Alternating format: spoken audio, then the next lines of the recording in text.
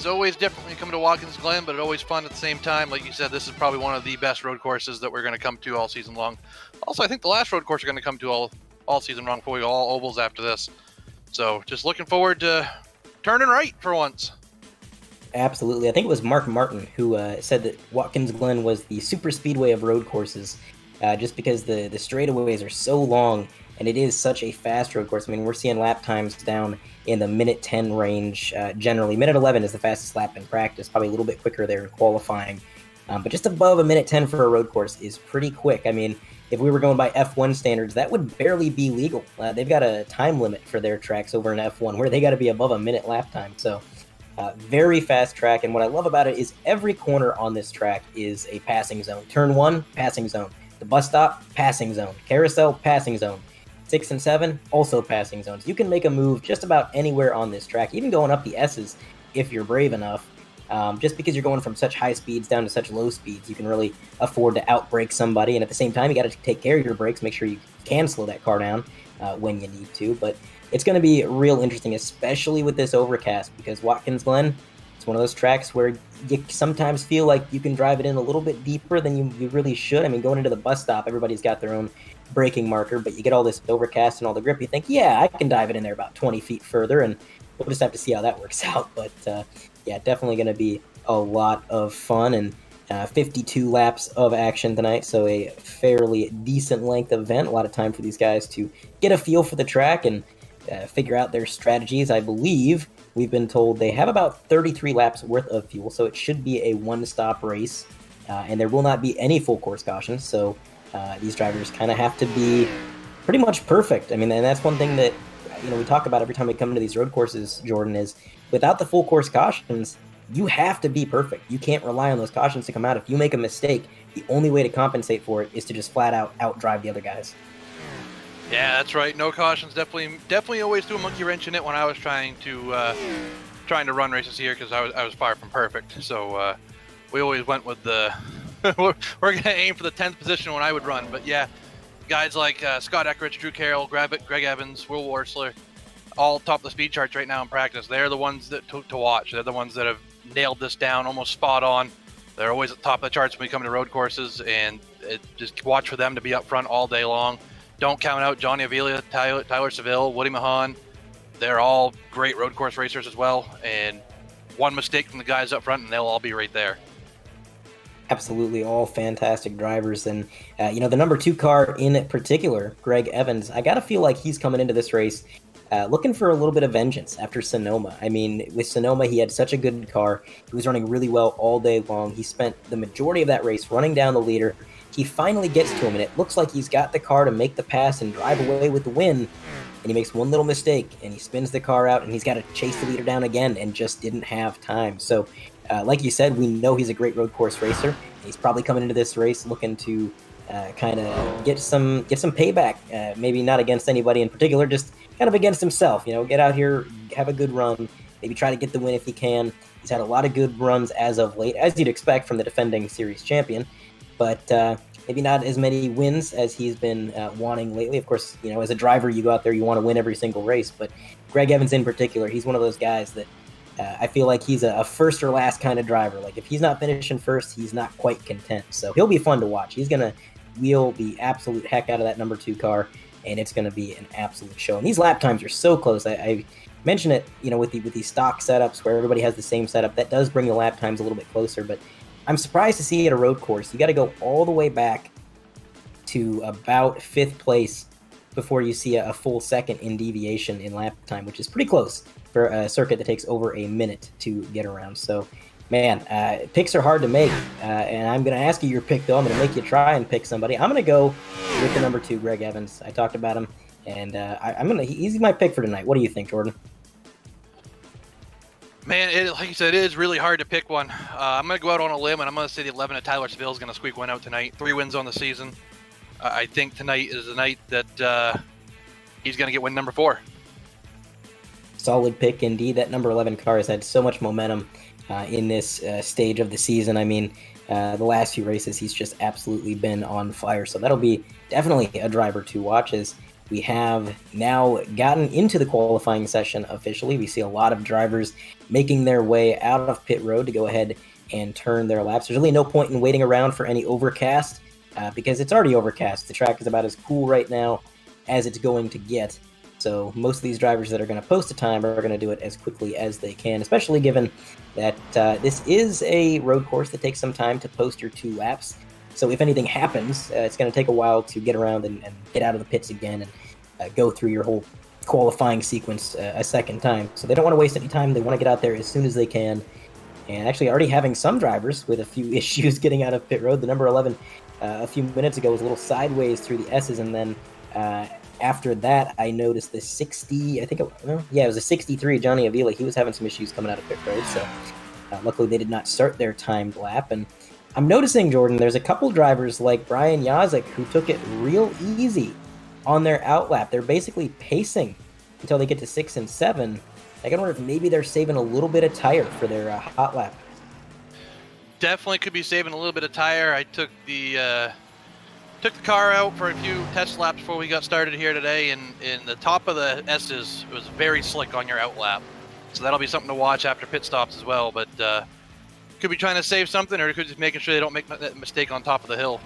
They have a nice clean first lap. Yeah, the top of the S's are pretty brutal. If you have, if any of the viewers at home have ever ran a lap here on the simulator, you know that is the trouble spot. Even with warm tires, your car can get a little bit floaty. It could just be that shift in elevation and the way that the track bends. It does not jive well with these solid rear axles. So definitely a bad part of the track for car control. And when you have cold tires added into the mix, it gets a little bit worse. So on your screen right there, that is the number 28, and as well as there's the number 14, AJ Digby. He's making his qualifying effort. So far, nobody has completed their first attempt, but I'm curious to see if they get any faster from practice. Some of those practice times were pretty quick. The number 84 on your screen, I think he's coming to complete his first timed lap as he comes out of the final corner towards that start-finish line. Let's see, does he post a time on the board? Yes, he does. Woody Mahan in that 84 machine is going to post a 113.6, and he is immediately dethroned by Michael Krobach, the number 72. He ran a 1 minute 12.741 right now. Krobach, the only driver in the minute 12 range. Well, just as I say that, there's Brian Yazik in the 55 with a minute 12.8, so 1/10 back. He's currently sitting P2. Got a little bit loose in turn 1, so I don't think his second lap's going to be much faster. We'll have to see. Of course, there's the number 29 machine, Will Worsler, coming to complete his timed lap. And I got to say, these lap times are pretty much what I was expecting, Jordan. Very close from the competition here. But Krobach and Yazik, they're the only drivers to break into that minute 12 range. Yeah, only drivers breaking the minute 12 range. We still see Will Worsler going through turn 1 now. Greg Evans on your screen. Look, as you say that, the number 70 Scott Eckrich goes a minute 11, backing up his practice time. The only driver in the minute 11 so far. Yeah, that is blazing fast. I mean, that's a whole second up on second place right now as they run.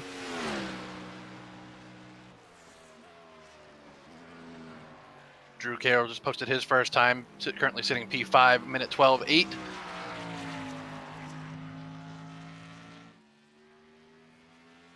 And of course, Drew Carroll, if I remember correctly, in his interview last week when we asked him about Watkins Glen, he was saying he wasn't too confident, if I recall. I could be wrong. Maybe I'm thinking of somebody else, but he said he was going to come into this race and just try to get the best run that he could. And honestly, posting pretty good times for somebody who wasn't the most confident. A minute 12.8, not a bad time. That's most likely going to get him within the top 10 here. And I would say track position's pretty important at Watkins Glen, especially when you think about how deep these drivers are sending it down into turn 1 and how much outbraking you're going to see throughout the field. Everybody's going to be scrambling for position in turn 1. And I would say the further ahead of everybody you can get to kind of spare yourself from that chaos, that brawl, the better.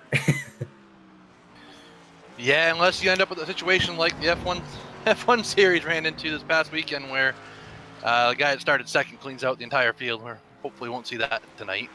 Granted, the track is dry compared to Sunday morning, so just hopefully we don't see anything like that. And Scott Eckrich still sitting on the pole, still the only driver in the 1 minute 11 range. Johnny Avila did move up the scoreboard, though. His second lap was a minute 12.489. So a little ways off Eckrich, but a solid second place. He's got a few tenths on Digby, which, man, look at AJ Digby up there right now in third place on the podium, minute 12.729. Really good qualifying effort so far from that number 14 machine. Honestly, it's been a good qualifying session for all of Will Worsler Racing.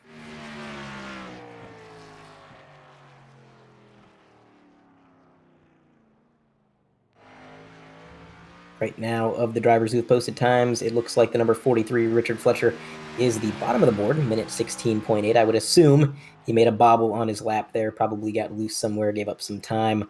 Unfortunately, that is something that is very easy to do at this track. It's a very tough track.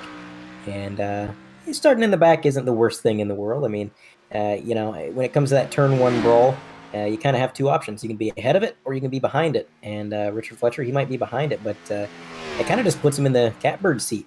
Puts the cards in his hand, says, hey, if anybody gets into it ahead of him, if anybody overdrives and goes off into the runoff, which actually the runoff does not exist in this scan of the track really that much because it is an old scan of the track. But if anybody gets off the track, he's going to be able to pick up a few track positions and see what he can do with that. So right now we have four drivers who have not posted a time: Mark Myers, Michael Larch, Alan Young, and Tim Knott, respectively. Those four drivers have yet to exit pit road. And at this point, I doubt they will. They would only have time for one lap, and that's if they exited pit road at this very moment. On your screen, that is Adam Jersky. I believe he is done with his qualifying effort, but he, like many drivers, is going to stay out and just keep turning laps until the game tells him that he can't anymore, because it's a little bit of extra practice. And I think you know as well as I do, Jordan, any track time is good track time. And if you can stay out after qualifying and get just a few extra minutes a lap track time, that might help you out in the race. Yeah, I always used to pick on Jersky for that. Always trying to get all the extra laps out of it he could until he started beating me. Then I was and I looked like the moron picking on him every week. But yeah, definitely nice to get the extra laps. Unfortunately, they're not timed, so you don't know exactly what you have. But just getting the feel right before you jump back in the car. Some drivers like to take the 5 minutes to sit back and relax. Other drivers like Jersky like to take the 5 minutes just to keep the rhythm flowing. Absolutely, and this qualifying session is winding down. We're at about 1 minute 59 seconds, excuse me. About a minute 50 remaining in this session, and then we're going to be gridded up. We're going to do a pace lap, and then we will be underway for the Sim Speed Shop Wheelman Showdown here at Watkins Glen. So that will be quite the show, and I'm excited to see what these drivers have. I'm a little conflicted here. Every time I say I think the drivers are going to be conservative because it would benefit them, they seem to get a little bit aggressive earlier than I would think. But I would think that at a road course like this, when you have a field of 20 cars or so, and no yellow flags, no full course yellows, it would pay off to be a little bit patient in the early stages of this race, especially when it comes to saving tire, trying to make sure that your car has a little bit more left in the tank maybe than the next guy. But I don't know. I'm curious to see what kind of strategy these drivers are going to choose. What do you think, Jordan? Well, if I know Scott the way I know Scott Eckrich, I have a feeling patience is not his virtue. And as soon as the green flag drops, he's going to be hammered down, and that's going to be the end of that. I think that's going to dictate the pace, honestly. I think he's going to take off, and it's going to be a game of try to catch Scott from the pole, as we've seen multiple times this season. There's multiple drivers that can do that, and it's just going to be a game of who can save the most tires while digging the hardest. Absolutely, and you're definitely right about that. I mean, the leader does sort of set the pace.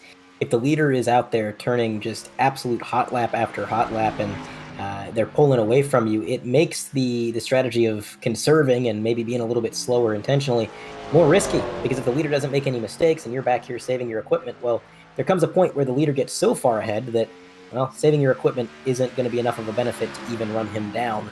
So you kind of have to play along with whatever the lead pack does and see how they run the race and what kind of pace they set. So, and I think you're right. I think you're definitely right when it comes to Eckrich. He is definitely an all or nothing driver. He goes out there and he puts his foot on the loud pedal and he does not look back. He is just blazing fast from the beginning of the race to the end.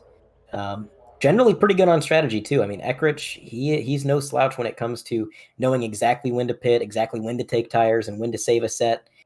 So definitely a fierce opponent, and I think he's got the competition a little bit nervous. I'm looking at the text chat in the race server. Tyler Seville in that number 11, that's your pick. He says battle for second is going to be exciting. It's definitely a little discouraging when you look up on the speed chart and see the guy that just took the pole is almost a second faster than the entire field. But we've seen the pole sitter be the second fastest in the entire field, and 5 laps into it, he's digging back from P10. So anything can happen. Mistakes easily can be made here, and a mistake here can be very, very costly with the walls as close as they are to the racing surface. 100% correct. So we got our final starting grid here. I'll go ahead and take 1 through 10, then I'll pass it off to you, Jordan. On the pole, Scott Eckrich with a 1 minute 11.6, the only driver to get into that 1 minute 11 range. And starting to his inside, technically, because the grid has been reversed because we're turning right for the first turn, is going to be Johnny Avila in that number 63 with a quite impressive run. Row 2 is going to consist of AJ Digby and Michael Krobach. Looking back from them, you've got Thomas George in the 88 and Tyler Seville in the 11. Brian Yozik and Drew Carroll behind them, and rounding out row 5, 9 through 10, going to be Greg Evans and Woody Mahan. 28 of Troy Haight will start 11th alongside Adam Jersky in the 69. Will Warsler, kind of a surprising qualifying effort there, starting 13th alongside Grant Brown in the car number 15. John Eckert sitting just outside of the playoff bubble in car number 45. He'll be starting 15th. Corey Benton will be 16th. Richard Fletcher, the last driver to take time, will start 17th. Alan Young will start 18th. Mark Myers 19th. Tim Knott 20th, and Michael Large will round up the 21st spot. Quite a field it is. I say it every week, but man, the group of guys in this league is just absolutely incredible. How talented each one of them is, just how close the competition is. So, gonna be one fun race. We got a long pace lap here, and I kind of mentioned this before as well, but these long pace laps, whenever you go to a track like Watkins Glen or Pocono or Indy, where you're going to be pacing for upwards of a minute, sometimes that gets the nerves a little bit racked. It gets you kind of psyched out because you spend so much time pacing and thinking about, man, I got to get this start right. Especially at Watkins Glen, where turn 1 is so crucial. You kind of start to overthink things. At least I do. And maybe that's why I'm in the booth and they're in the car, because they're not overthinking things and I would. But yeah, these long pace laps can sometimes be kind of torture for these guys. That they definitely can. Nerves are definitely up on some drivers. I know they always used to be for me, especially when you would come around that final corner looking down the front stretch and knowing that one really big mistake could ruin a lot of people's days, and you could be the center of attention when you don't really want to be. In our pole sitter in the number 70 there, Eckrich, he decided, I'm not taking the bus stop. Who needs to go to the bus stop? We're just going to go straight through. We're going to murder a cone or two, and then we're going to merge right back in. It's one of the fun things about these road courses. They don't really care where you pace in terms of the runoff. So at Daytona and Charlotte and Watkins Glen, of course, there's a few sections where you can just kind of veer away from the pace truck or the pace car, and the game never really tells you otherwise. So that's kind of entertaining. But we are approaching at turns 6 and 7. And the pace truck's going to have to make a hard right-hand turn this time. Pit road, of course, kind of reverse from what we normally see. In this pit road entry, that is going to be something these drivers are going to have to focus on with that hard right-hand turn. I mean, you don't have that much time to slow down and definitely not very much time to line yourself up. So when you get into pit road, you got to make sure you nail that entry, do everything absolutely perfect. But that's about 20 laps away or so for these drivers. Right now, their focus is on that pace truck as it veers off to the right. There we go. Green flag is in the air, and Scott Eckrich is going to get a pretty good jump there on the inside. A little bit of wheel spin from Johnny Avila in the 63, and the 70 is going to get clear before turn 1. Avila trying to outbrake just a little bit. He got to the bumper. Now he's going to get a slightly slower exit. That's going to put Scott Eckrich out to about a 2-car length lead as they make their way up the S's. And somehow these drivers have managed to sort themselves out through turn 1. And, oh, look at that. The number 15, Grant Brown, with some damage to the rear end. Not exactly sure what happened there, but he's the only one that seems to have got any damage through that section. But right now, everybody seems to have calmed down, and mostly single file. Mostly single file as they go 3 wide to the bus stop, mid-pack back there. The 55 of Brian Yozik, the 11 of Tyler Seville, and the 2 of Greg Evans. As we see the 24 of Alan Young also with trouble through the bus stop as they head down into the carousel. Yeah, we're gonna have to see if we can dial up a 3-wide TV replay of the 24. He just got into the brakes a little bit too hard going into the bus stop. That rear end came around on him, so if we can dial that up, we will show the folks at home. But right now, there is some 2-wide action on your screen. The number 84, Woody Mahan. He's going to fall back in line there ever so slightly. Decided not to try to make the moves. We've got somebody off track back there. That may have been Jersky. Don't quote me on that. Couldn't quite make out the car. I just saw green. I believe it was Jersky. On our 3-wide TV multicam, top of your screen, that is the number 24. That is the incident on lap 1 going into the bus stop. You can see just a little bit too much braking. I think he might have, yeah, he tagged that inside barrier. That's not a good place to get damage there, Jordan. You never want to crinkle in that radiator section of your grill. No, you definitely don't want to. It might not look like much on screen, but it could be a couple hundred horsepower. A couple hundred horsepower equates to 20, 30 miles an hour on a track like this. That could be big trouble. The 88 goes around as we go into the bus stop. Ooh, not a mistake I was expecting to see. The 88 had a really good qualifying effort. Looked to have a good car.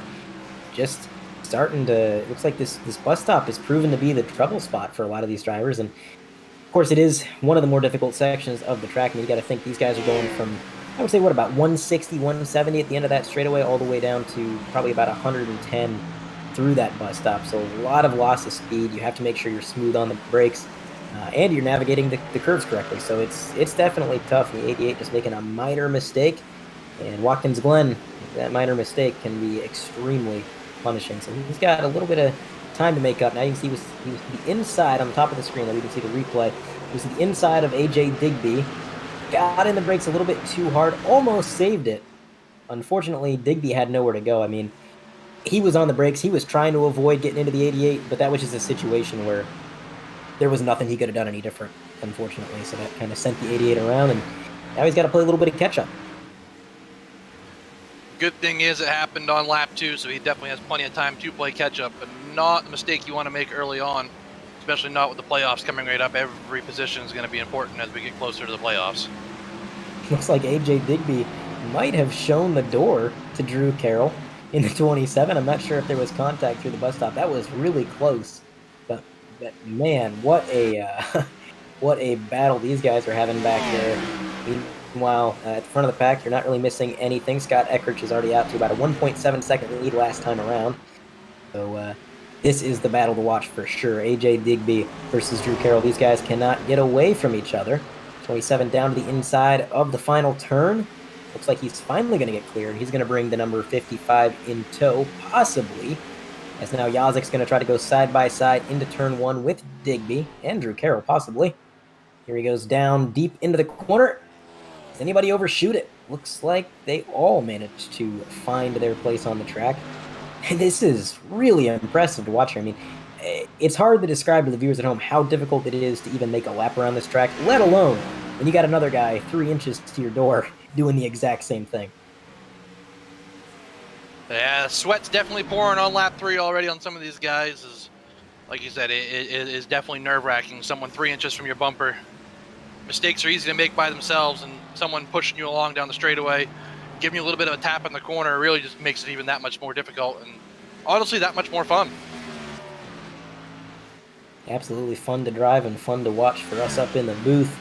And the battles for Digby don't seem to dissipate. He has been kind of engaged in another battle now with the number 2, Greg Evans. Greg just got around him there in turn 6.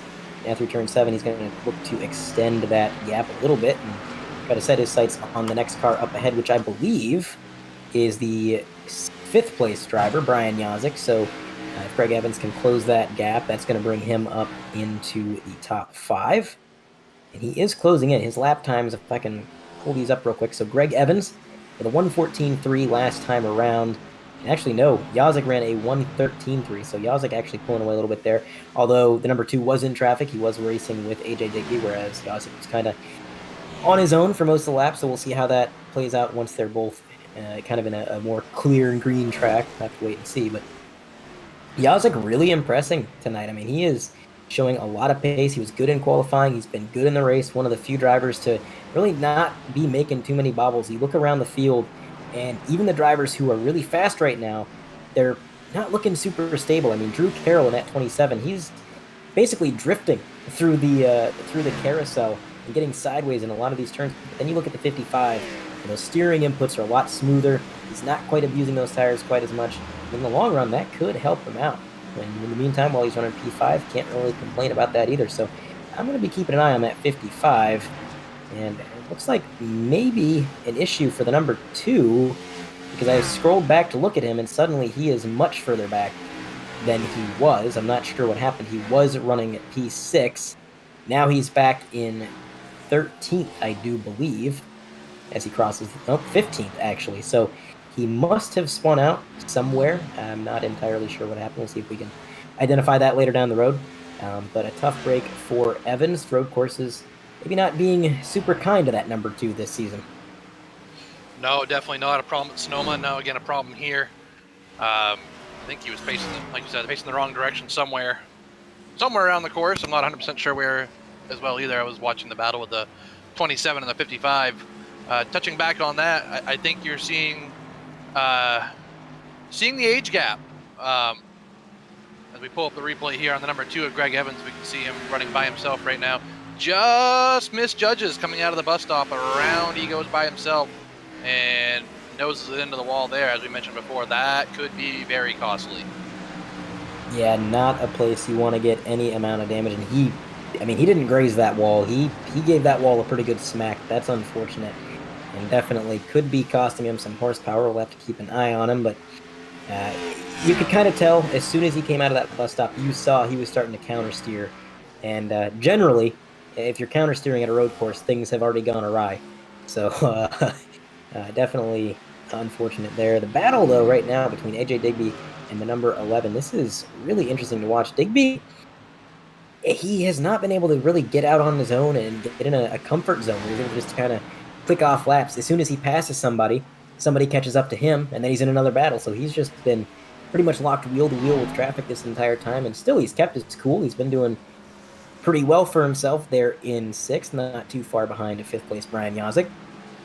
And of course, further up the grid, Scott Eckridge in that number 70, he is out to a whopping 3.8 second lead.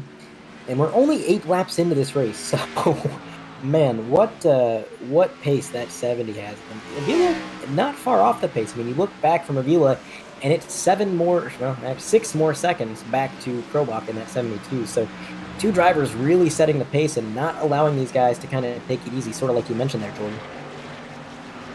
Yeah, that's exactly what I thought we would see out of Scott, is set the pace high and get as big of a gap as he can before the pit stop. Like you said, Johnny's keeping it close, but I think Johnny's also might be saving a little bit. I think we saw at Road America earlier this season the same thing happen, where Scott got out to a pretty good lead, and then Johnny was able to reel him back in after 10 or 12 laps and showed that the better tires were going to prevail. Don't exactly remember how that race ended up because I can't remember what happened last week. But I do remember that part of that race at least. Yeah, absolutely. Sometimes it's hard to remember, especially if you were in that race and you're kind of focused on your own race and your own event. Things start to fade. But I think you're right. And man, look at that Woody Mahan in the 84. There he goes. Big hit. Tire barrier. I knew that was getting dicey when he got into the excuse me, when he got into the bumper there of the car ahead of him. I knew he was going to have to check up, and when he did, the car behind him did not have time to react. So he is currently driving a modified as far as the 3-wide TV camera is concerned. The front end of that car is completely gone, and our producer said he took a tow, but I'm not seeing my end. Okay, no, he stayed out on the track. He's going to be probably making his way down to pit road this time around under his own power, so no tow there. Doesn't really make much of a difference, I don't think, when you have that much damage. I think that's kind of a race ender, I would say, when the whole front end is gone. Yeah, being a modified here, they're close to modified country up here in New York, but definitely don't want to be a modified. As we have the replay pulled up right here, we can see what happened. Gets into the bus stop fairly decently, little bobble in the center, and just gets some help into the tire barriers, goes the 84. And there's just not much runoff there. I mean, you make a mistake, and the wall is just right there. So unfortunate for Mahan. You mentioned we're in pretty close to modified country. fun fact, the Wheelman Modified Series, back when it was the Featherlight Modified Series, they actually used to race here at Watkins Glen. They did 2 races here, I believe.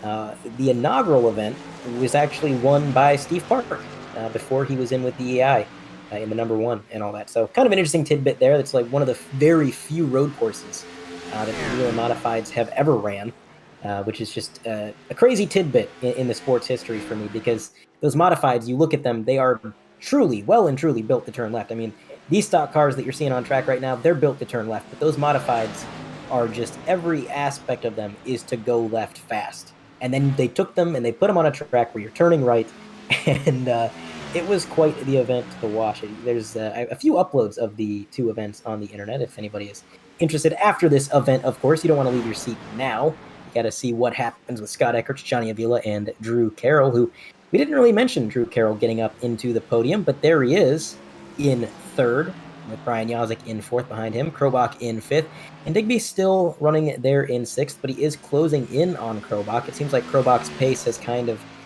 faded away, and as I say that, there must be a battle going on between Seville and Digby, because Digby just fell down the running order by the count of 1. So he got overtaken by the 11, and looking at him on track, he is right there on the rear bumper of that 11. These 2 drivers posting pretty similar lap times. They've been pretty familiar with each other all race long. They've been together for about 5 or 6 laps now, duking it out. So these guys definitely probably getting tired of seeing each other's cars in their mirrors, but they're definitely making do and turning some good laps while they're doing it. Noticing some rear end damage, right rear damage to the number 14, at least from my perspective. Maybe that's not showing on the broadcast. It could just be my camera. But gotta ask Jordan, how much does aero affect your car at a track like Watkins Glen? I mean, as a driver, how would you feel about having that right rear maybe jacked up a little bit? That's a hard one. The right rear, I'm probably not so much worried about. It might be hindering you just a little bit, but I'm not overly concerned about that. The only thing I'm really concerned about is if I crinkle that nose. The last thing I want to do is get damage on that nose. The start of the race, I noticed a few cars going into turn 1. I believe you mentioned the 15 at Grant Brown had some rear end damage. Someone got in the back of him. That would be the one thing I'd be worried about, is crinkling that nose, losing straightaway speed, because as you mentioned, long straightaways here, you don't want to lose speed on the straightaways if you don't have to. Absolutely. And the cars being so loose, generally you get aero damage and the car gets a little bit looser. You know, you don't have the downforce that you once had. But at a track like Watkins Glen, the car is already super loose. I mean, you're driving on ice out here. At least it feels like for a lot of these guys. So what's a little bit of extra aero damage added onto that? I mean, it's not going to affect it too much, I wouldn't think. So that's a good point. And hopefully it doesn't affect the 14 too much. It's now the 69, Adam Jersky, Beef Jersky's Cheesecake car. He's going to make a move to the inside in turn 1. That looked a little bit scary for a minute there. He closed in quite a bit through the center, and he is not going to relent moving up the S's. Now this battle is for, I believe, the 8th position, as Troy Haight in the 28, who he's battling with, just ahead of him as they make their way towards the bus stop. This very long straightaway actually does pose some drafting opportunity. So that's going to allow the 69 to close in a little bit, and he has a great run through the S's, and as I say that, a little bit squirrely on exit. That's going to cost him some time. Man, oh man, but what a save that was by Adam Jersky. Unfortunately, in the process of saving that machine, he allowed himself to be put under fire from Will Worsler in that number 29, who has just kind of been running in 10th, now looking to get up into 9th. Of course, being on the outside in turn 6, not the worst place in the world to be, because you know as well as I do here, Jordan, if you're on the outside in that corner, you're going to be in the passing zone on the inside in turn 7, and that is exactly what Will Worsler just pulled off. So he's able to get around that 69, put himself up into P9. Now, he's got to see if he's got anything for Troy Haight up there in 8th. Troy Haight, one of the good guys of the league, never really hear anything from him, always solidly running top 10, top 15. Definitely not an easy one to pass when it comes to a road course, though. He's very consistent with his line and can hit his marks every lap. It just makes it very difficult to get around him. Not that he's blocking or anything, but when you hit your marks, no mistakes, sometimes the holes cannot open up without forcing them. And a lot of times you just don't want to force a hole on someone that's never really caused you any harm. Absolutely. I mean, in any form of motorsports, I think a lot of drivers are going to race somebody the way that they get raced. And like you mentioned, Troy Haight, definitely a clean driver. I mean, you never really see him getting involved in too many scuffles or too many incidents. And when he is involved in something, generally not his fault. It's just kind of a situation where he was a bystander. So yeah, I could see some of these drivers definitely taking it a little bit easier, not letting him stay ahead by any means, just not getting super aggressive on the overtake. There's some drivers in any group that maybe don't get along too well. Maybe they got a bit of a rivalry, and they don't mind putting the bumper to one another. But as long as you keep your nose clean, you don't make those rivalries, people are going to race you the way you want to be raced. So that is a benefit that Troy Haight has kind of afforded himself throughout his career in this league, kind of maintaining that clean driver reputation. If we were playing NASCAR Thunder 2005, he'd be up there on that hero meter instead of down there in the villain range. He'd have all the option in the world to share draft. That's a old video game joke for anybody who's overly nostalgic about old video games, but that's not what this is. This is a cutting-edge simulator. And look at this. The number 29, Will Warther. I said, does he have anything for Troy Haight? Well, he did catch up. So he is going to be on the bumper as they come through the bus stop. And I'm noticing, Jordan, a lot of times these drivers get to the car in front of them right as they enter the bus stop. It seems to be the part of the track where they finally close that final gap and they put themselves within overtaking distance. But is that actually a bit of a disadvantage? Because really, coming through the bus stop, you don't want to be too close to the guy in front of you, I would think. I mean, everybody has their own braking zones, and of course, stock cars do not have tail lights. So the only way to really tell when the guy in front of you is braking and you're right on his bumper, it's kind of watching the body language of his car. When does the rear end hike up? When does the car kind of shift its weight? And as soon as you see that, that's when you have to react.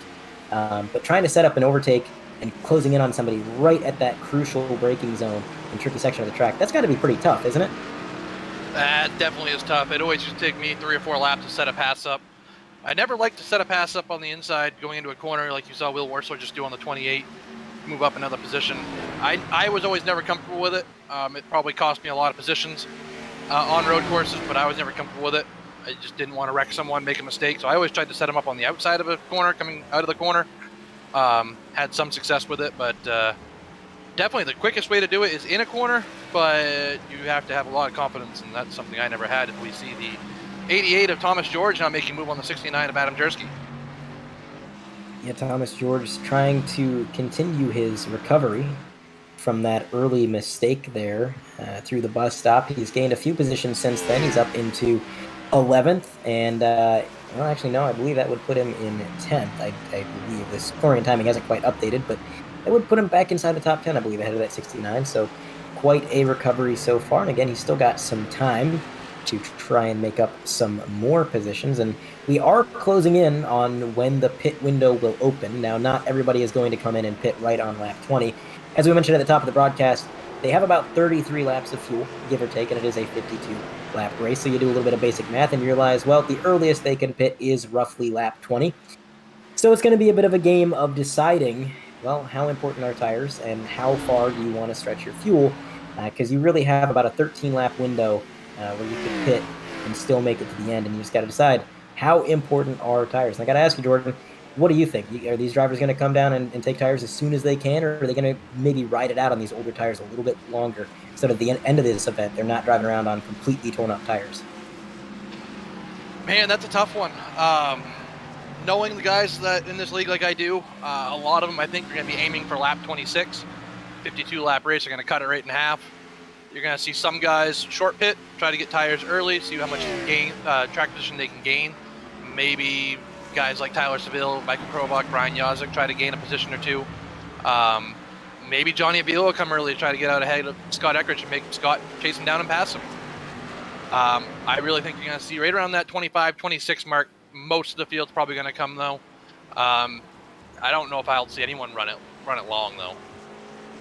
Yeah, if we were in a race where we had full course cautions, maybe running it long would be more of a viable strategy.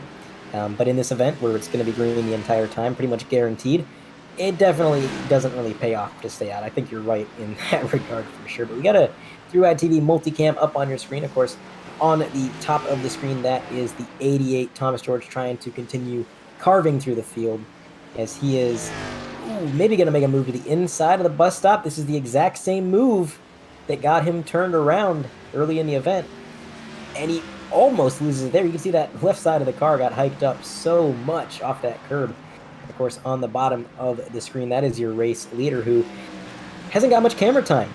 Despite being the runaway leader thus far, there's been so many battles all over the track that haven't really had time to focus on Eckrich there as he continues to pull away. But we got some information on the bottom right of the screen. You can see the gap between Will Wurzler and Thomas George, as well as the lap run that they are on currently. So just some info for the viewers at home as these guys continue to battle it out, and I'm really impressed with that 88. When I seen him spin around like that, I thought, number one, those tires are flat spotted because he was spinning on the pavement before he got to the grass. And number two, he got a little bit of rear end damage, which, like you said, it doesn't affect it too much, but you combine that with the flat spotted tires, and I thought that car maybe wouldn't have too much in it, but he has just been working his way up the grid, now up into 9th, and not far behind Wurzler, trying to take away 8th place. Thomas is definitely one of those competitors. You can't count him out until the checker flag flies. To make a mistake, I guess the best place to do it was lap 1. Gives you plenty of time to play catch-up. Is not on my screen, but looks like the 69 as Adam Jersky goes around going into the bus stop. Another big mistake. Oh, unfortunate. He was having a solid top 10 day. Looked like his car had decent pace. Not sure if he got into the... I believe he got into the tire barrier, but I'm not seeing any damage from my perspective. So hopefully that car's all right. He's only going to drop a few positions there and had a bit of a gap to the next few cars behind him. That kind of falls back to what I was saying earlier. Making the move into the corner can pay off, but it also can hurt if you make a mistake like that. That was a mistake that I was always worried about as we have the 3Y TV multicam coming up with the replay. Just drove it in too deep, gave the 28 a little bit too much room, hit the curb, and around goes the 69. No contact from the 28, as it looks like he slides across the grass through the sand and maybe kept it off the tire barrier. Oh man, he did. Wow, that was close. So no harm, no foul, just lost a couple positions, able to keep it going with a very impressive drift coming out of the grass, I will say. And I will say, it seems like all of the major issues we've had tonight have been through the bus stop. And I'm a little surprised. I mean, the bus stop, we know it's tricky, but I'm surprised we haven't seen more drivers kind of get into the wheel hop and lock it up into turn 1. Turn 1 for me is always a tricky part of Watkins Glen. I mean, you're slowing down so much, and it's so easy to lock up your brakes and make that crucial mistake and get that rear end unsettled. Ooh, more issues for the 24. Look at that. Just a little bit of a pass in the grass situation for the old 24 car, driving it down through the infield, right back up on the track. Barely lost any time. What a move. Barely lost any time, but that is your battle for the last lock-in spot in the playoffs. The 24 of Alan Young, the 45 John Ecker, and the 15 who's just in front of him of Grant Brown. Those are the drivers that are fighting for that final lock-in spot once the points shake up with some of the drivers who have retired for the season. Watkins Glen, of course, not a track that you want to roll into on the bubble. I feel like most drivers, they'd want to come into a road course with a bit of a cushion so that they wouldn't have to do super well and they wouldn't have to worry about being super consistent. But unfortunately, not a luxury afforded to Alan Young or Grant Brown, 14, or the 24 and the 15 respectively. So those guys are going to have to give it their all. And unfortunately for them, Watkins Glen has kind of become a bit of a battleground. They're going to have to try and outduel one another to get those points and get themselves locked into the playoffs, as we are approaching really close to playoff season. The regular season will be coming to a close before too long. So we kind of talked about that last week, how every week that goes by, mistakes become more and more costly, and you have less time to make points up if you have a bad race. So for all those reasons that races like Watkins Glen, close to the end of the regular season, can be very stressful for some of these guys, but probably not too stressful for the likes of Scott Eckrich, who is currently out to a 13-second lead almost, 12.7 as he entered that corner. He has just continued to pull away, and nobody down pit road yet, so I think you hit the nail on the head there, Jordan. I think we're going to see a lot of drivers just splitting it down the middle and taking that lap 26 strategy, but who knows? If somebody comes in a lap or two early, they've lost a lot of time. I mean, you got to think the pole time was 1:11. And if you look at the last lap that the number 70 car ran, It was a minute 14.2. So they're losing 3 seconds a lap on these older tires, which means, let's say Johnny Avila comes in, he's 12 seconds back. Let's say he comes in 3 laps earlier. That's going to put him it's going to give him a 9-second advantage, which would put him only 3 seconds behind Scott Eckridge. And he would be able to make up a little bit of time. And then throughout the grid, we got some drivers that are really close and currently battling, such as Yazik and Drew Carroll, who, who knows, 1 lap could be the difference. 1 lap definitely could be the difference. I was happy to find out that this wasn't a timed race like most of the other road courses were this season. Kind of makes the strategy a little bit more deliberate. Does take an aspect out of it a little bit, but having that firm number to aim for, even though I believe most drivers knew pretty well what plus or minus 1 lap what you were going to be running for laps anyway. But it just gives you a much more deliberate number to shoot for and keeps your strategy on point. Absolutely, and Watkins Glen. Also, this is the Wheelman Challenge race for the week here, and why don't you explain a little bit of that to the viewers at home there, Jordan? Yeah, the Wheelman Challenge. Sim Speed Shop donated 2 steering wheels this season. I believe one's going to the champion, and the other one goes to the champion of the Wheelman Showdown, a mini season inside the regular season. Tracks that require you to be up on the wheel, Wheelman, short tracks, road courses. I believe there was a couple 1.5 miles in there as well, just tracks that you have to be up on the wheel, driving as hard as you can. And it's just another way to hand out a couple more prizes throughout the season, just a couple different people possibly. Absolutely fun to watch these drivers duke it out, and a nice prize. You can definitely say that these drivers want one of those wheels. They are fine pieces of equipment indeed. These drivers are going to definitely do what they can to win that Wheelman Challenge, and of course, every driver is going to do what they can to win the overall championship, of course. So, yeah, quite a fun little kind of side challenge inside the season. And of course, the caution-free bounty is not on this week. That is something we should mention because there are no cautions. It is impossible to get a caution this week, so the bounty would be a little bit redundant. So I'm not doing that this week, but it is the Wheelman Challenge, and these guys are going to be duking it out to see who can get the most points throughout every single Wheelman race. Going through the field, still nobody down pit road. We're on lap 23. I would say if you're going to short stop, this is about when you'd want to do it, so we'll have to see as these drivers make their way down pit road. But you kind of been following along on the top of your screen there with the number 84, Woody Mahan and Grant Brown, who are kind of duking it out for position here. I'm very surprised that the 84 has the pace that he has. Now, of course, he's not setting barn burner lap times. He's not out here, setting the world on fire. But for a car that has no front end, he's running a minute 16, which is pretty much identical to what Grant Brown is running in a much less wounded car. As Grant Brown gets a little bit sideways out of the corner, the 84 is going to make the move, and he will get clear. So Woody Mahan, he's working with a wounded horse, but he is not letting that stop him. No, he's definitely not. Woody is a fierce competitor. Unfortunately, he has had, if it's been bad luck, that's the only luck he's had this season. No good luck for that 84 car. Multiple times that thing has looked identical or worse, and a lot of it has been not much of his own doing, although tonight was a mistake.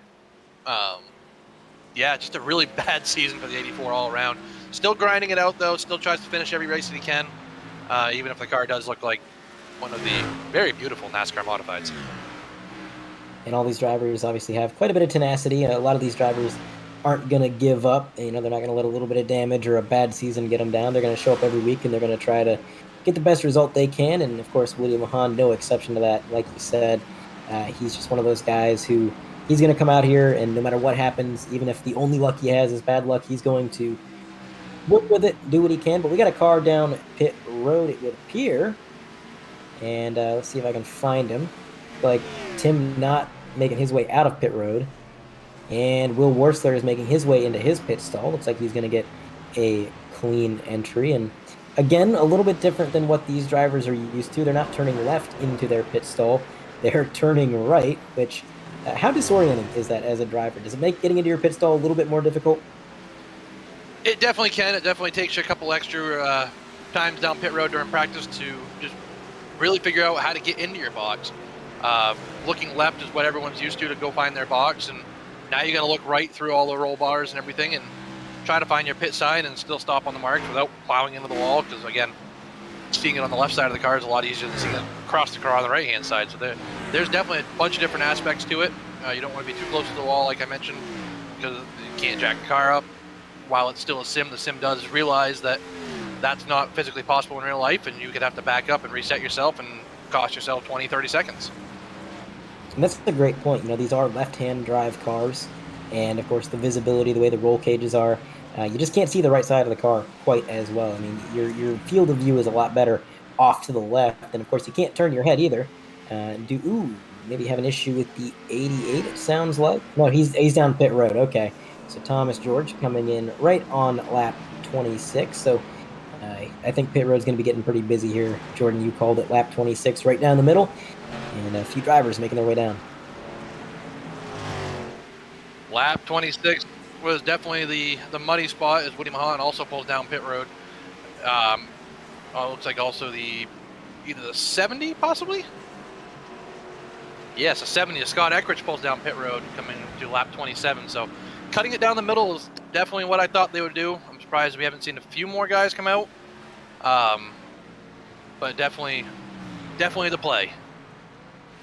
Absolutely, and I'm keeping my eye on Will Worsler, who was one of the few drivers to come in a lap earlier than most everybody else. I'm curious to see, if he really gains any position from this. He is currently making his way into the bus stop. He's got the 24 ahead of him, who I'm not entirely sure if the 24 has pitted yet. If I'm going by the way his car is driving, I would assume he has not pitted, because that car is looking a little slick.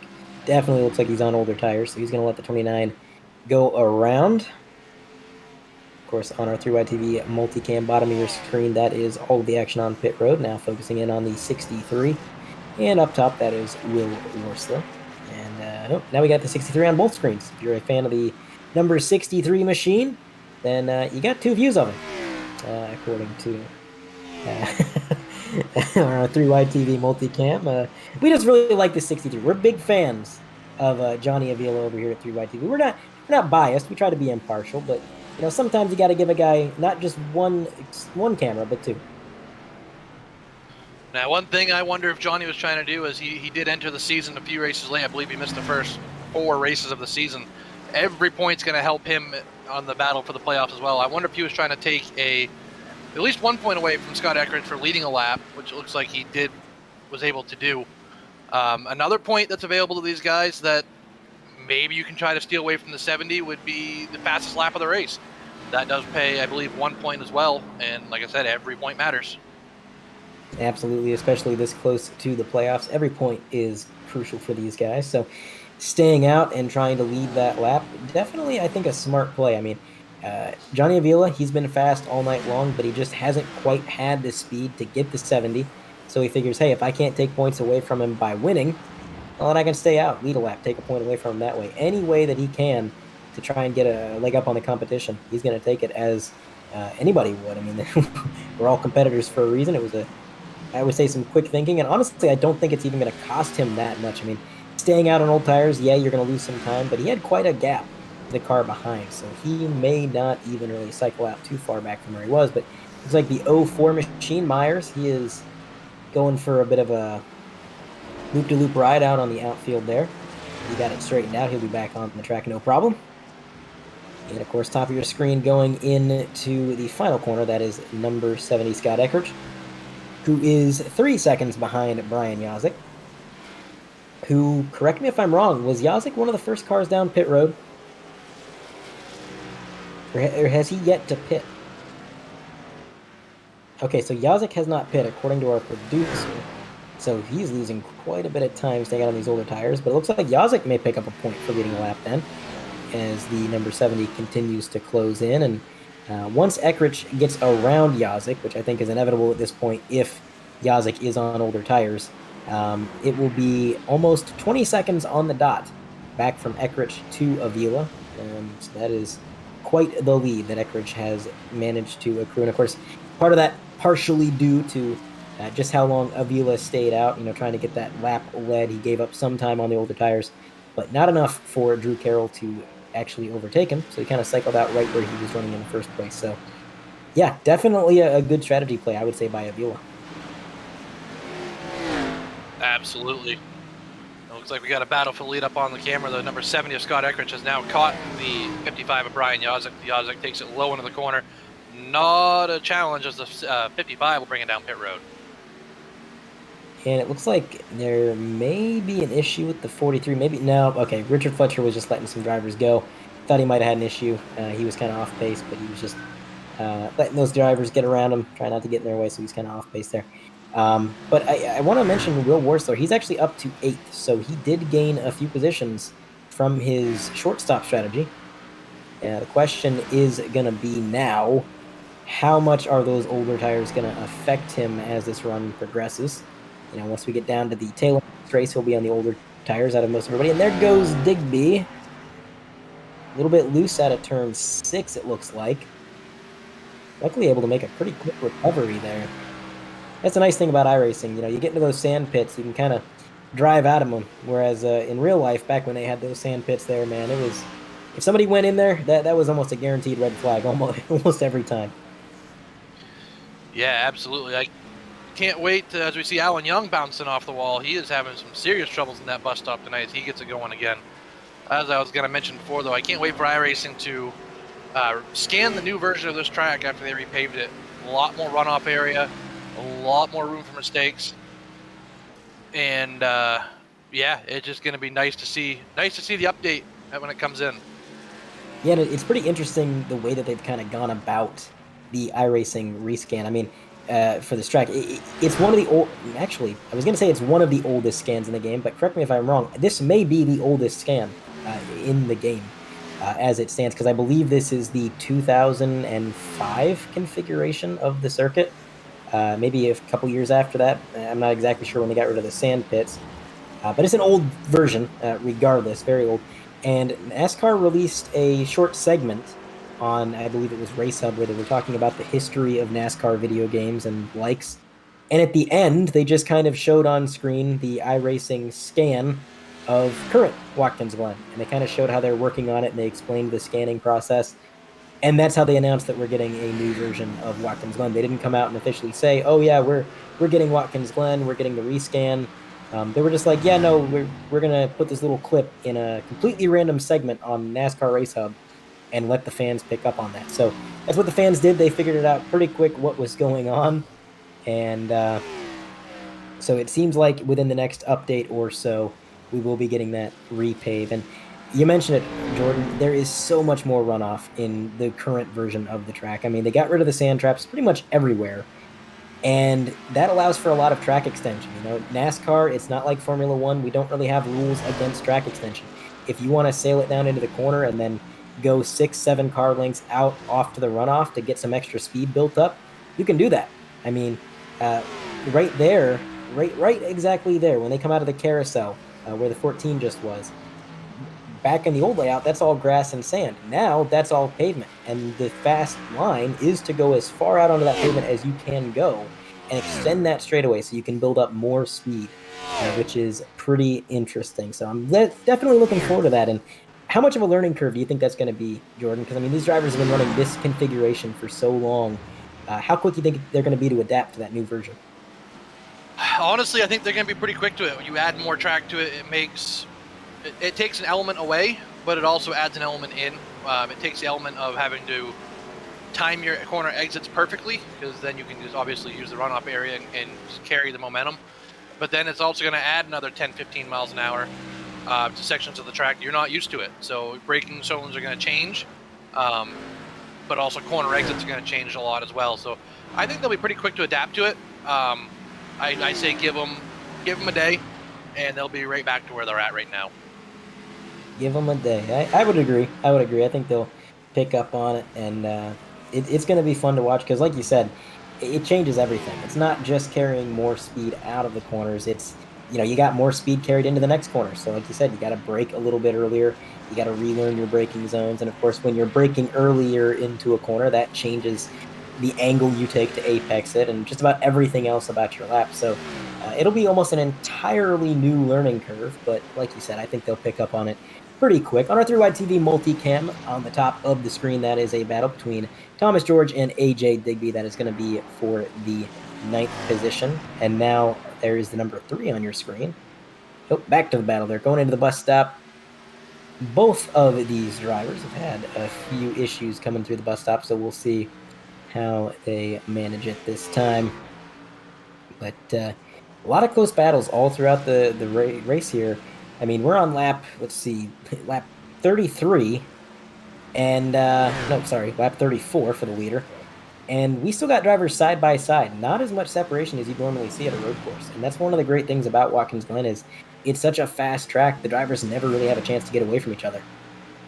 Absolutely. I believe we saw the same thing at COTA this year, 3, 4, sometimes even 5-car battles as the race went on, which was definitely a surprise at a track like COTA. The first time pretty much any of us had any been there, and still being able to run, in some cases, side by side. I remember a couple of cases there was 3-wide, but there was multiple side-by-side battles the entire race long, all 75 minutes. So road courses that you see sometimes get strung out, and this year they haven't. As a 24, we see having trouble again. Yeah, a little bit of trouble there going through there. But, man, the number 14, as we go to our 3-wide TV multicam, he might be getting a little bit impatient with the 88. As they went through turn 1, he really put the bumper to that 88 on exit. He actually kind of gave him a shot out of the corner, which is a little bit risky, but, you know, they managed to keep it together. So we'll have to see how that develops and how these drivers race each other, as they do have some cars ahead of them, which I think might be a little bit slower in pace, so that could definitely affect their battle. And bottom of the screen there, and that is your race leader, as it has been for the whole race pretty much. Scott Eckerton at number 70, still out to about a 20-second gap. Correct me if I'm wrong, but I believe last week there might have been an issue between the 88 and the 14, although it was a caution-free race and the bounty was paid out last week. I do believe there might have been an issue between the 14 and the 88 early on in the race, and there it might be boiling over again tonight. I believe you're right. They did have an issue pretty early on in that event going into turn 1 of the circuit. They definitely probably are, even if they're not driving each other a little bit harder because of it, it's definitely in their mind. You know, they know that, hey, this happened last week. I'm going to keep an eye on this guy. We're going to see how this plays out. So they're racing each other hard. It's been pretty clean so far. Like I said, the 14 gave a bump to the 88, but what is stock car racing if you can't give a guy a bump now and again? So, no harm, no foul as they continue to battle it out. And it seems like the 88, Thomas George, he's just got enough pace where he can barely hold off the number 14. They're very close in lap times.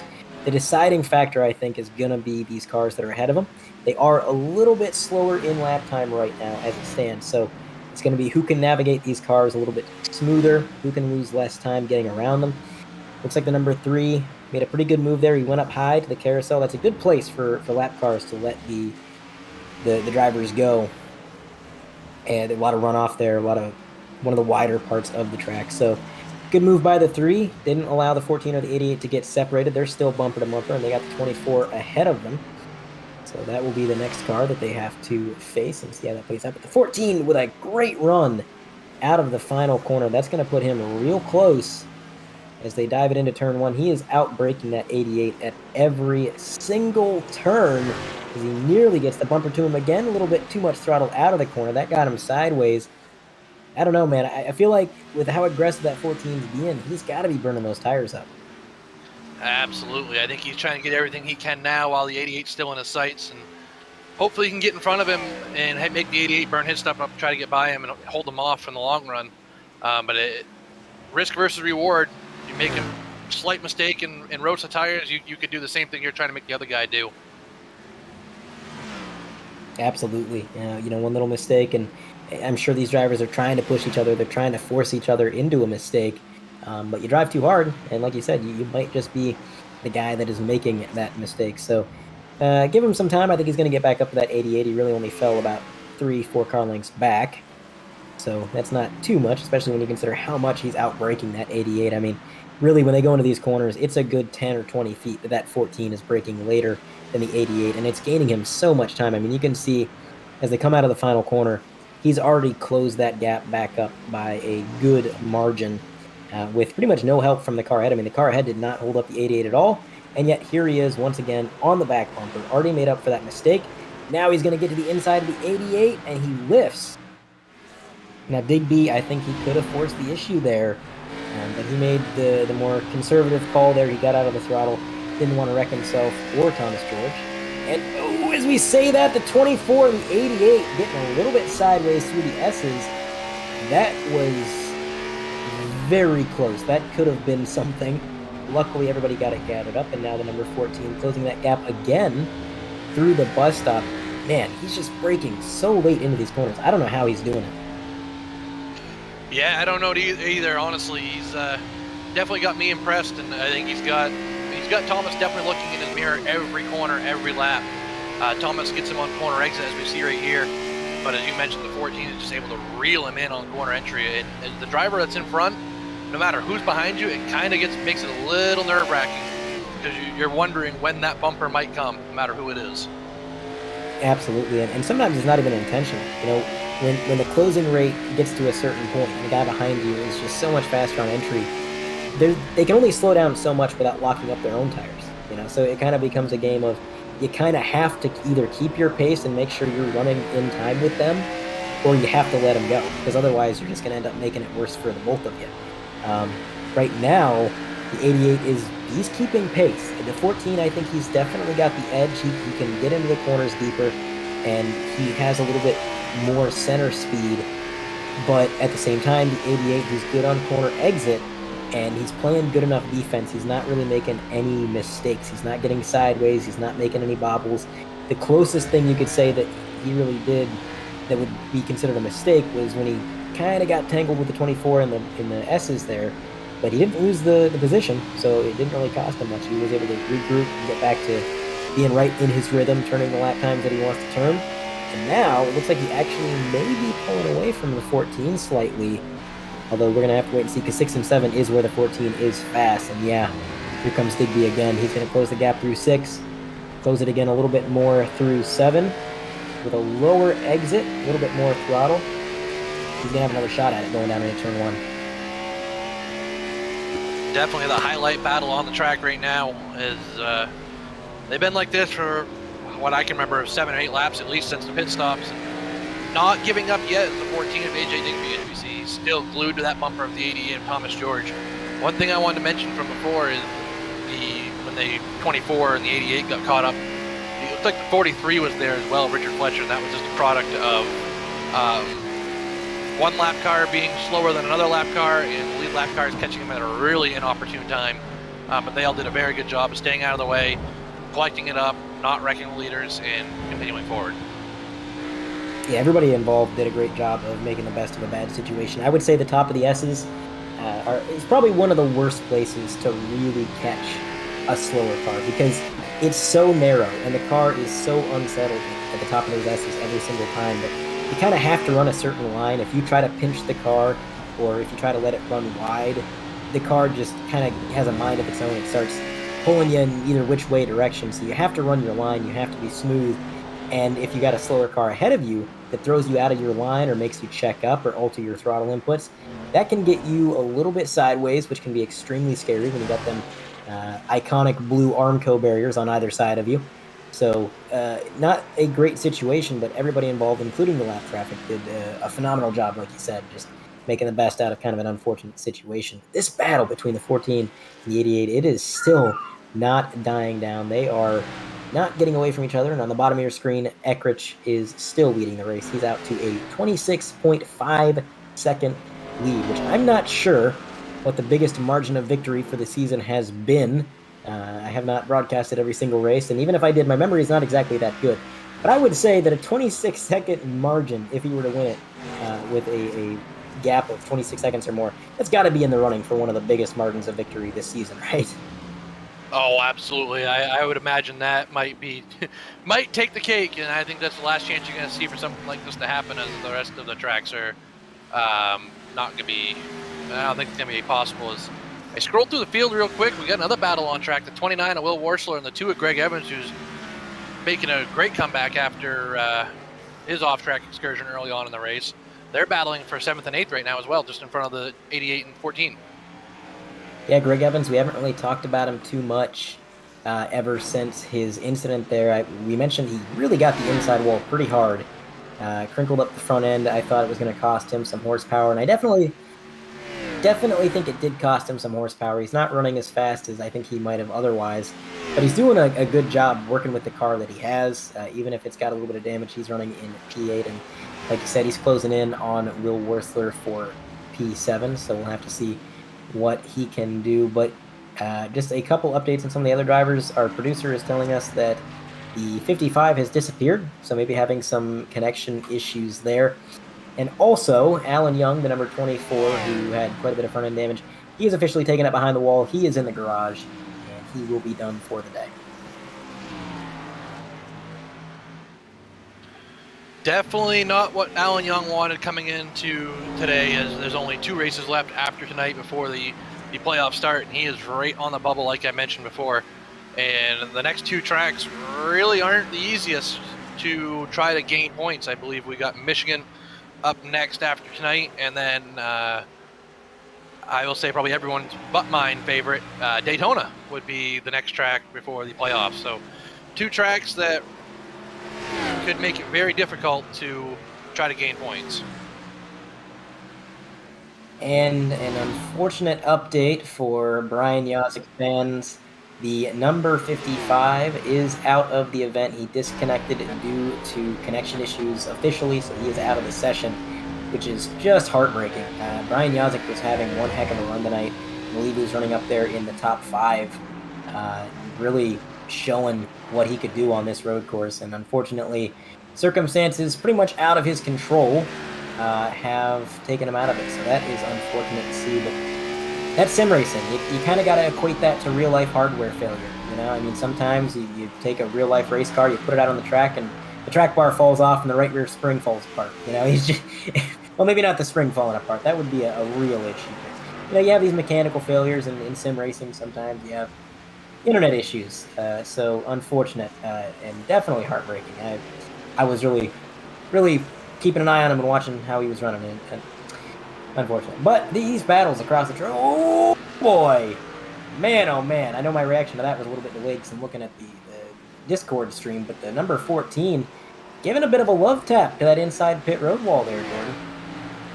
Yeah, the 2 strongest battles on track have not disappointed. I've been watching the 29 and the 2, and they made contact going up top of the hill into the bus stop last lap, as they're a little bit spread apart now.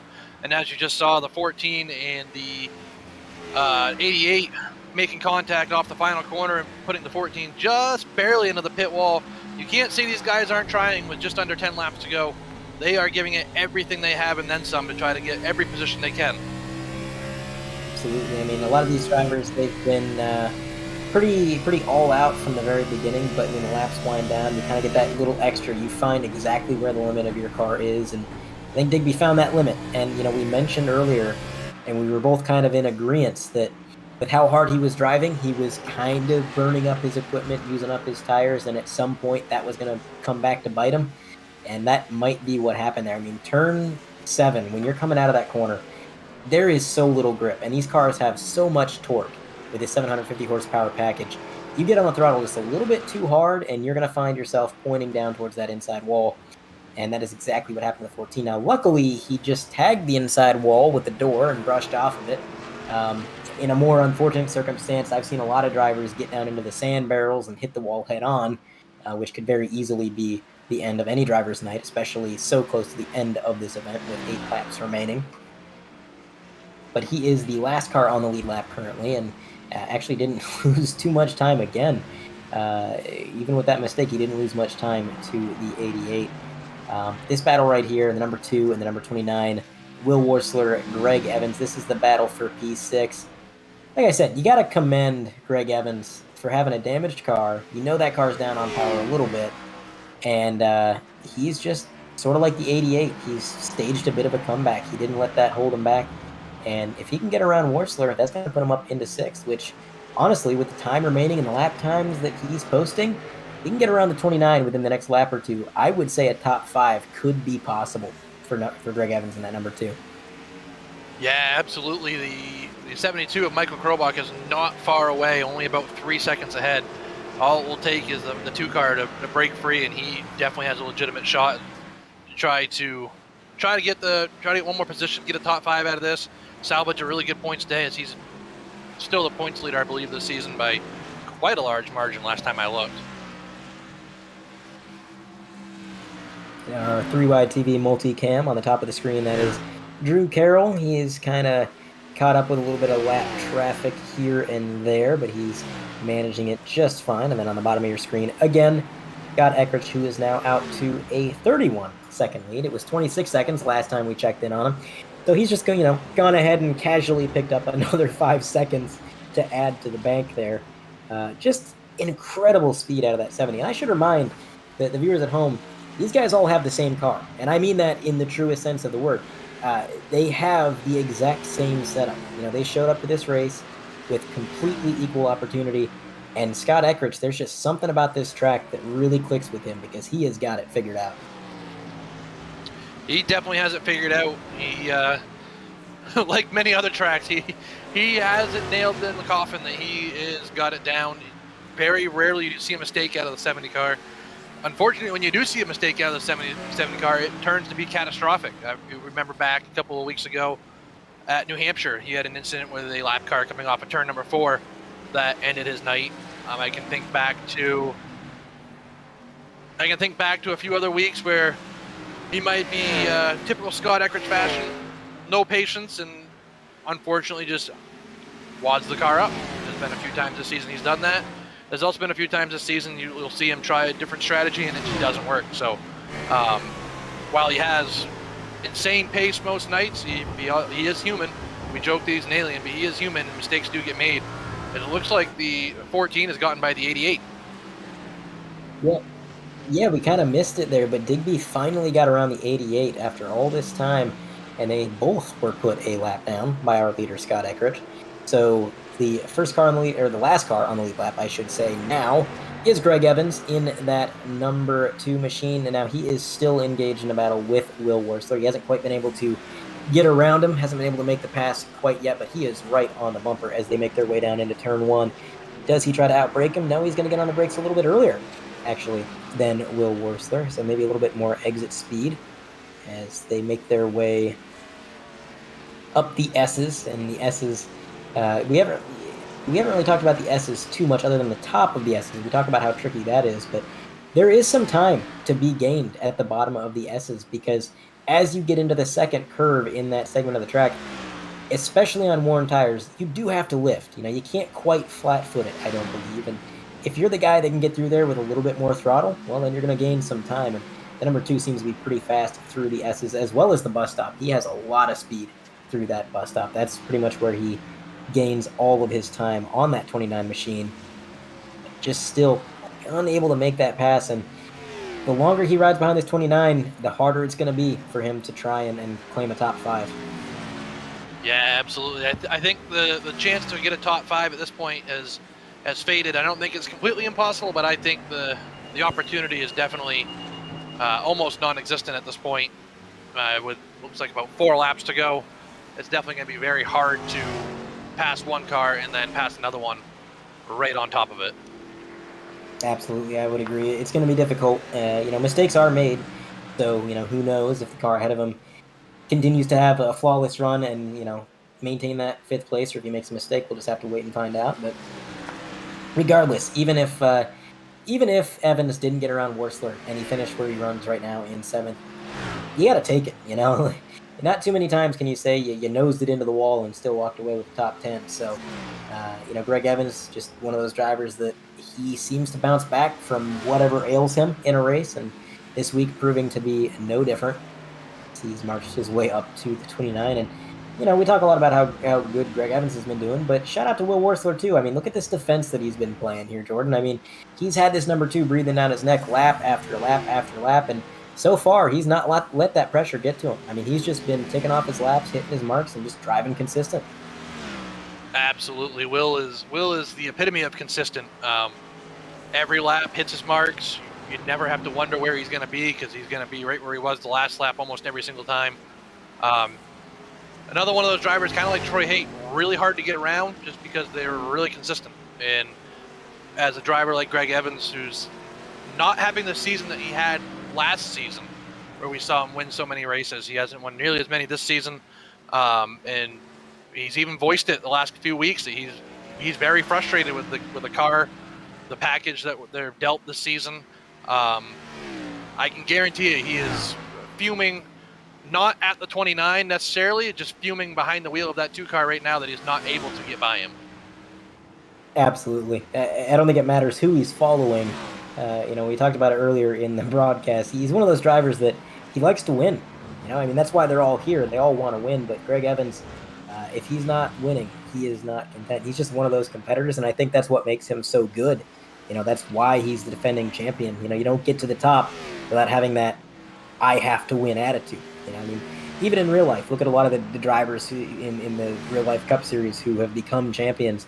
They're the kind of guys that, if they finish second and they're interviewed, that interview is going to say, second place, whatever. It could have been a win, So you kind of have to have that mentality, and it's definitely something that you see a lot of in a competitive environment like this. But right now he is still trying to get around that 29, and the clock is running out. The number 70 has taken the stripe to put us at 2 to go. We got this lap and the next, and that's not a whole lot of time. That's about 2 minutes and 20 seconds that he's going to have to try to make that move on the 29. Yeah, and the gap continues to grow. The 29 just pulling away just enough now that a move into the bus stop and even into the next 2 corners is going to be very difficult to make. If Greg has anything, I think it's going to be on the last lap. As we see him get really loose coming out of the bus stop, get it down on the grass, and that's probably going to be the end of it right there. Yeah, I think that mistake is the final nail in the coffin there, and kind of shows how hard he's driving that car, how frustrated he's probably getting. Whenever you see a driver getting that aggressive, there's some attitude behind the wheel there. And you can't blame him. It's frustrating to drive your way up through the field, to feel like you have a good car, especially when road courses have been such a trouble for him this year. I mean, they've not been kind to him, despite the fact that he's clearly capable. He's clearly a very talented and quick driver around these road courses, just not getting the luck that he wants to have. And unfortunately, not going to be the result that he wants tonight. But, from a spectator's perspective, you can't help but be impressed. Even if it's 7th place, it's an impressive 7th place run. As we are on the white flag lap of the race, number 70, Scott Eckrich is going to be making his way up the S's for the final time of the event. And at this point, all he's got to do is cruise. I mean, he could pretty much run pace speed until he got to the line at this point and still win the race. He's got something to the tune of a 36-second advantage over the next driver. So, now would not be the time to make a mistake, although I will say, even if he spun out in the bus stop, he could probably spin out, get back out on the track, and then win. That's the advantage that he's afforded himself just through a flawless race. He's made no mistakes throughout the course of this event. We've not seen a single bobble out of that 70, from the blazing fast qualifying lap to the impeccably consistent race that he's run. He's going to make his way through turn 6 and now turn 7. As he comes under the pedestrian bridge, he's going to give that curb a little bit of a love tap. And it's going to be Scott Eckrich who wins for the Sim Speed Shop Wheelman Showdown here in Watkins, Glen for the Sim Racers Club.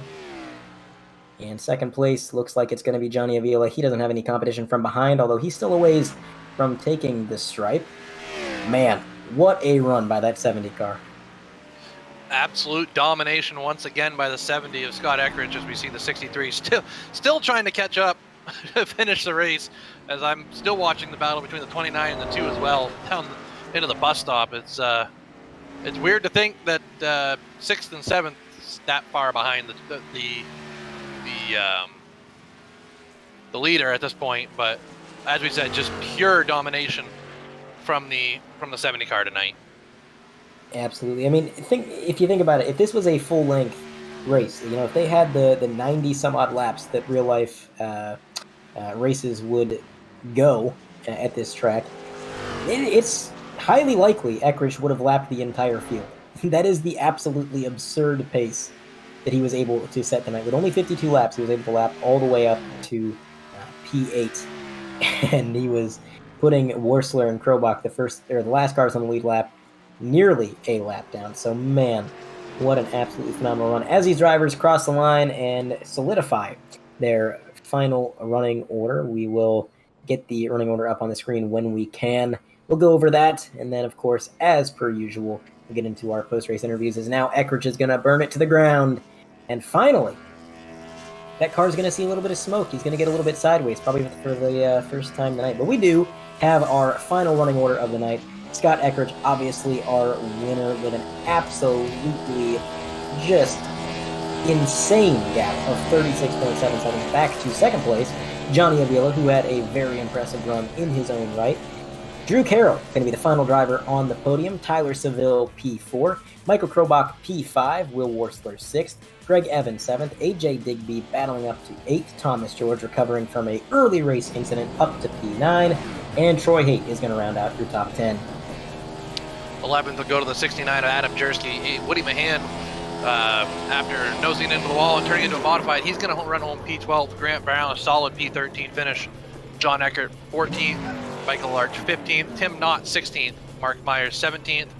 The 43 of Richard Fletcher finished 18th. Out of the event would be the 55 of Brian Yozik finishing 19th. Alan Young finishing 20th. And Corey Benton will round out the the finishing order.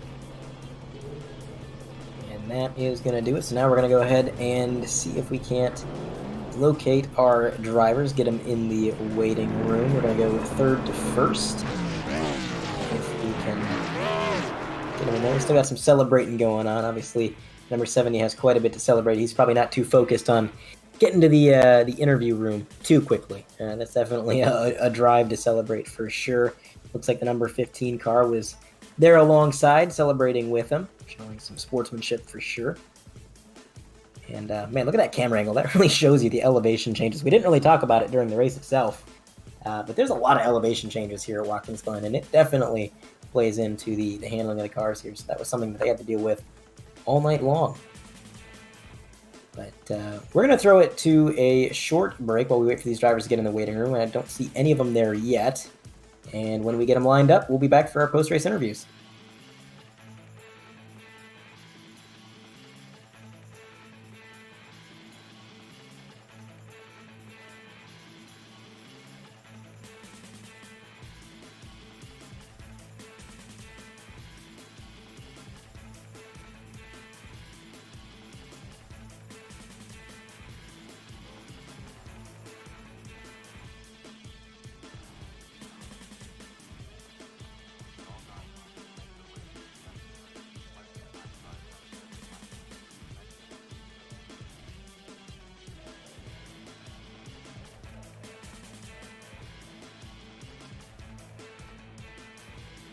And we are back for our post-race coverage. It's a short break. We're trying to figure out the interviews here. We apologize.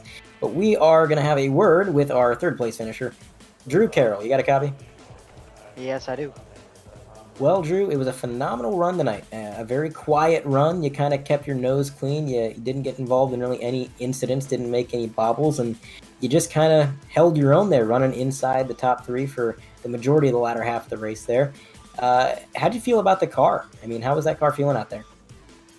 It was feeling pretty good. We definitely made some changes after Road America for driver comfort for how off we were there. It seemed to definitely pay off here with the speed that we had in the car. Car was great. Felt like we were probably a third to fifth place car all night. That's kind of where we were at. The main thing was just making sure we got a clean start and a clean getaway. Picked up a few spots there and was just kind of by myself for a while. But lat traffic was rough. A lot of these guys don't know where to go on a road course, and it was sometimes really, really tough to fight through them. But all in all, it was a good day for our number 27 thumbs up cancer down Ford P3. I'll take it. Absolutely. Now, how does that finishing result stack up to your expectations going into tonight? I mean, when you showed up to a road course, I think every driver, when they show up to a road course, there's a level of uncertainty there. At least there would be if I was in the driver's seat. What were your expectations going into tonight? Finish. That was my first expectation. Just keep the car on the track. I mean, I think that's all I expected myself on road courses because there's so much that is out of your control here, and you have no time to catch back up because there's no caution. So for me, it's just hitting my marks and trying to keep the thing on track is my main expectation. And then I just kind of feel where my position's at once we get into the race. Usually, I'm aiming for a top 10 at road courses just because I feel like that's kind of where I'm at for speed in the league. But yeah, if you would have told me I would get a top 3 tonight, I would be ecstatic. It was a really good run. I'm just really happy I was able to keep the thing on track. It absolutely was. Now, correct me if I'm wrong. I believe you guys are going to Michigan for the next event. How do you feel about that track? Again, like I said last time, for Indy, it depends on what package we have. If it's the 550, and I guess we're just gonna ride around in a train. If it's the 750 high, low downforce, I think it could be a really good show. Michigan's a fun track though. They haven't, I don't believe they've done the repave on iRacing yet. I haven't been there in a long time, so forgive me if I'm getting that wrong. But it's gonna be, Michigan's wide. You can definitely run, pretty couple grooves. I enjoy Michigan a lot just because it's such high speed, but like I said, it's going to depend on what package we have. I'm praying it's the high downforce package just because, guys will be able to make a lot of moves. If it's the low downforce package. If it's the high downforce package, then we might be in a train. So it is what it is. We'll keep on moving forward and try to keep going for these wins. Absolutely. Well, before we let you go and celebrate your podium finish, is there anybody you'd like to shout out or thank? Yeah, I just want to thank Thumbs Up Cancer Down for supporting me in this league. Obviously, you guys for doing the broadcast. Sam, Jordan, all you guys do a great job keeping this league together. Appreciate all the competitors for a good race tonight. I can't wait to see you guys in Michigan. All right. Well, Drew, congrats on your podium finish, and thanks for your time. Thanks, guys. Appreciate it. That was third place finisher Drew Carroll, and now Jordan Harnish is going to take it away with second place finisher Johnny Avila.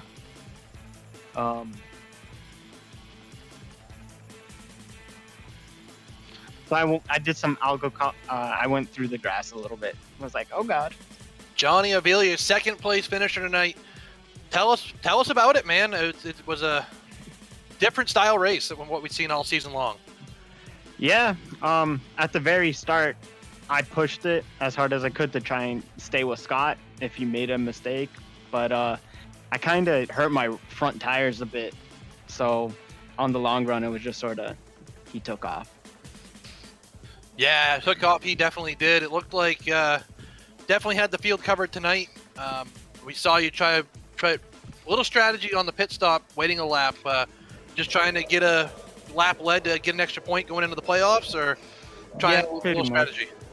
No, I wanted to get the 5 bonus points or 1, and also maybe have a little bit better tire than him, but. At one point through the race, going through the bus stop, my steering wheel actually came off, and I went through the grass, so that was nerve-wracking. Yeah, I can imagine that would definitely be nerve-wracking. Not the place, definitely not a track you want to lose your steering wheel. Obviously, you never want to lose it, but definitely not a track you want that to happen at all. Now, obviously, you are definitely an accomplished road course racer already this season. I believe you did win the last road course race at Road America. Yep. Second place here, I believe it was a strong run for you at Coda as well, if I'm not mistaken. What is it about road courses that tickles your fancy? I don't really know. I do put in the time to learn the track and just figure out the braking points, and then do enough laps so that it just becomes muscle memory, so I don't have to really think about it too much. And I think that's what kind of helps me out. Also, we run the 750 package, and I tend to do better with like conserving the rear tires and stuff. Yeah, the 750 package definitely seems to be the choice of everyone if they had the option. Great run tonight. Do you have anyone you'd like to thank? I'd like to thank all the sponsors on my car. I got Willoughby on the hood, and then I got Lakeside Automotives on the side. And everybody putting this league together, and you guys up in the booth. It's really fun to be a part of, so I'm glad I'm here. Well, we appreciate you being here. Great job tonight on your second place finish, and we'll see you next week in Michigan. Thank you. Have a good night, guys. And that was second place finisher Johnny Avila. Pretty excited about a second place run. and excited he should be. That was a phenomenal run that he had, very clean run. A lot of momentum to carry into next week there at Michigan. Now, we're going to see if we can't have a word with our race winner, Scott Eckrich. You got a copy? I got you. Well, Scott, I got one question. How? How does one drive away to a 36-second advantage over the course of just 52 laps in a near flawless race? How did you do it? Yeah, I was definitely put in a little bit more practice than usual this week.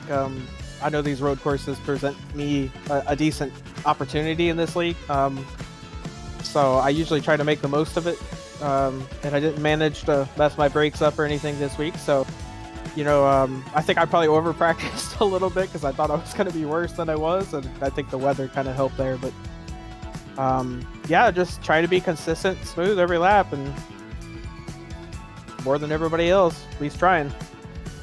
Absolutely. Now, you said you put in a lot of practice, and it definitely showed. You definitely had a hang of this track. What is it about this track that you think you have figured out, just so far beyond the competition? I mean, what do you like about Watkins Glen that really jives with you so much? Yeah, in practice I ran a couple tire runs, and it kind of became real obvious that front grip was a major issue, which is kind of weird normally. Normally it's all about rear grip here. So I was just making sure from what I learned in practice that in the race time that I absolutely backed everything up as much as I possibly could, and made sure to just chain the corners together and not try to overdrive it, because it seemed to really hurt you in the long run if you did. Absolutely. Now, next week, we're kind of shifting gears. We're going from a road course to a high-speed 2-mile oval there at Michigan. You going to carry this momentum into next week? Oof, probably not. I think Michigan's probably my worst track on the surface. I mean, I guess we'll see how the Aero games go next week, because anything could happen with that. But, yeah, I'd expect the usual guys to be up front there. Hopefully we'll have Jeff Ward back again for next week, and I bet you'll see Greg up there a bunch too. So definitely going to be an interesting show, and hopefully you can take some of this momentum from this week up to Michigan, even if you're not too big of a fan of the track. I think you're going to have a heck of a night. I mean, your whole season has just been pretty phenomenal thus far, and a big congratulations on the season you've had so far, and of course your win tonight. Before we let you go, is there anybody that you'd like to shout out or thank? Yeah, tonight I kind of ran a special paint scheme just to say thanks to the LPM group there. So I ran their team scheme, and just thanks to those guys for everything they've helped out and stuff over the year, and everything they do for the league. My team owner Mark's mom's birthday's today, so happy birthday, Mark's mom. And just to the rest of my teammates, appreciate everything they do for us every week. All right. Well, again, Scott, congratulations on the win, and hopefully we're talking to you under similar circumstances next week, bud. Thank you. That was race winner Scott Eckrich. And with that, that is basically going to conclude our post-race coverage here at Watkins Glen. Jordan, you got any final thoughts about our event tonight? Road course didn't disappoint. I know we didn't have really the battle for the win that we hoped we would have tonight, but the battles that we did have on track were definitely fun to watch, definitely entertaining, and it definitely lived up to the hype that we hoped it would have, in that aspect at least. Absolutely. Battles all over the track, and definitely did not disappoint in the slightest. So I'm Andre Grambush alongside Jordan Harnish and producer Carlos Acosta. For everybody here at 3Y TV, thank you for tuning in. Have a good night, and we will see you next week.